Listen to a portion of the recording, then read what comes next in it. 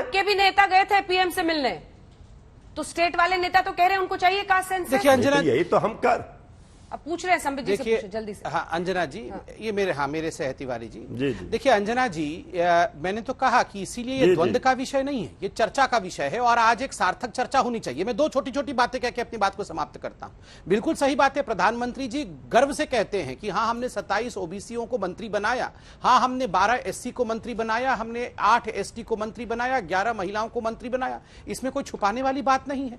दूसरी बात, हमने 27% रिजर्वेशन नीट के एग्जामिनेशन में ओबीसी के लिए पहली बार दिया है। 10% सवर्णों में से जो इकोनॉमिकली बैकवर्ड है उनके लिए भी मेडिकल में रिजर्वेशन दिया है। मगर एक बड़ी बात, पार्लियामेंट में चर्चा के समय 2010 में, अंजना जी ये सबके लिए सुनने योग्य है, 2010 में यह प्रश्न पहली बार नहीं उठा कि जातिगत जनगणना होना चाहिए।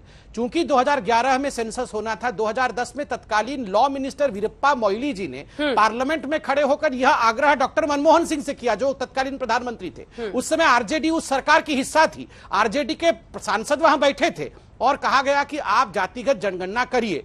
मेरे पास उत्तर है जो कि मनमोहन जी की तरफ से पी चिदम्बरम जी, जो उस समय के मंत्री थे, उन्होंने दिया age home minister.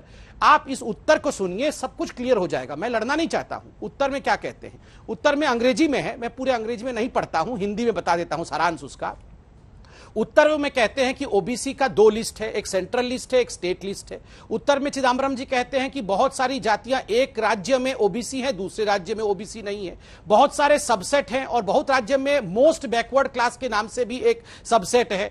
Open ended categories हैं, जैसे कि जो बच्चे अनाथ हो गए हैं या जो कन्वर्ट हो गए हैं, जैसे क्रिश्चियनिटी और इस्लाम में, इसको लेकर भी बहुत द्वंद्व है। इसलिए इन सारे विषयों पे हमें चर्चा करना होगा और मैं पार्लियामेंट से निकाल के लाया हूं एक बहुत महत्वपूर्ण बात उस चर्चा का।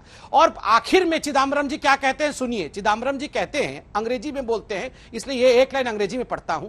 अ caste based census is against the idea of a casteless society envisaged by leaders like Bala Saheb Ambedkar in the constitution and will weaken the ongoing efforts to create social harmony। P Chidambaram, ये चिदम्बरम जी कहते हैं। उस समय तो आप लोग सब वहीं बैठे थे, आप लोगों ने आपत्ति भी नहीं की। आपने चिदम्बरम जी और कांग्रेस की सोच तो बता दी। कांग्रेस पार्टी ने आज इस बहस में भी, एक सेकंड मृत्युंजय जी, आने से इनकार कर दिया।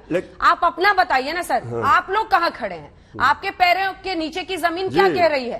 राजनाथ सिंह जब वो गृह मंत्री थे 2018 में, बताया गया था कि 2021 के सेंसस में कास्ट सेंसस हो सकता है, उसकी तैयारी की बात थी। और इस बार राज्यसभा में, मुझे लगता है बजट सत्र में और लोकसभा में मॉनसून सत्र में, गृह मंत्रालय ने इनकार किया है कि हम कास्ट सेंसस नहीं करेंगे।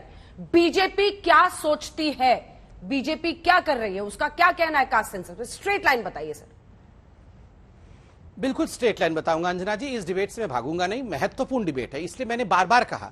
आज पहली बार आप देख रहे हैं कोई तूतू मैं नहीं, कोई तिवारी जी के साथ तूतू मैं नहीं, क्योंकि ये चर्चा का विषय है, इस पे सघन चर्चा होनी चाहिए, क्योंकि लोग इस विषय को ध्यान से देख रहे हैं। देखिए, जहां तक बीजेपी का संबंध है, मैंने आपको पहले भी कहा कि कभी भी अधकचरा ज्ञान नहीं होना चाहिए। पूरा विषय समझने के पश्चात, पूरे विषय को तत्वावधान में लेने के पश्चात उपवर्गीकरण, श्रेणीकरण, त्रुटियों का निर्मूलन, ये सारा विषय रोहिणी आयोग का है। आयोग की रिपोर्ट अभी आई नहीं है, प्रवक्ता उससे पहले बोलना शुरू कर दे। कैसे बोले आप बताइए? सुप्रीम कोर्ट में रिट पिटीशन चल रहा है, प्रधानमंत्री जी ने आज सुनवाई की है।